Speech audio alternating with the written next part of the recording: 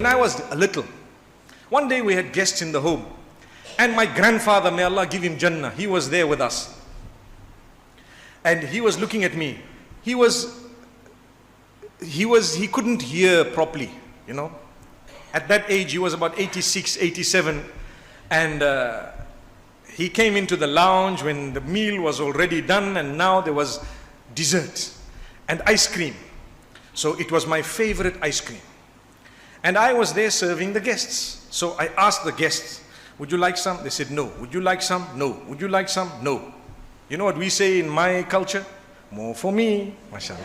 May Allah subhanahu wa ta'ala grant us ease. Anyway, I was a little boy, so I took my bowl and I decided to take ice cream.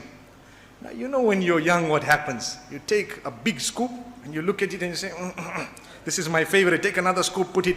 And my grandfather just watching.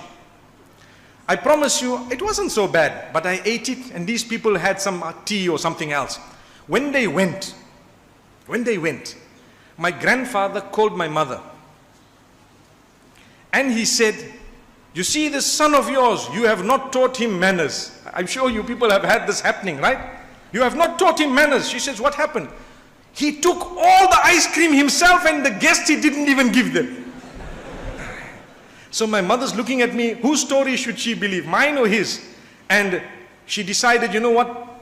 The grandfather has already tackled it, because he told me, you are so greedy. You have eaten ice cream. You're the big ice cream eater. You have what? And he kept on going. Now, you know, at his age, he forgets the next day that he told you, but he remembers what you did, so he starts all over again. And wallahi, I promise you, he did it for a whole year. Every time he sees me, I was the bad boy, ice cream boy.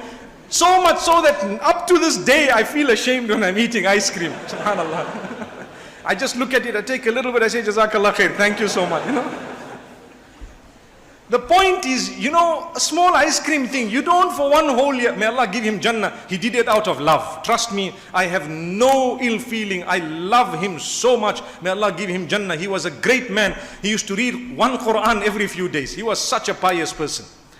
But because of his forgetfulness, whatever the reason was, the point I want to raise is you cannot go on and on and on for something that your child did that was already gone and over. You don't keep reminding them, you know, you did this, you did that, you are a bad child. No, we are living in an era where you have to tell the child what good the child did.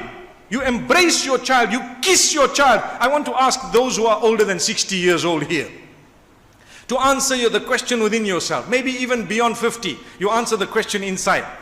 How many of you have kissed your sons and daughters? Question. I don't want the answer aloud, but I just want you to think about it. If you have, good news, you fulfill the sunnah.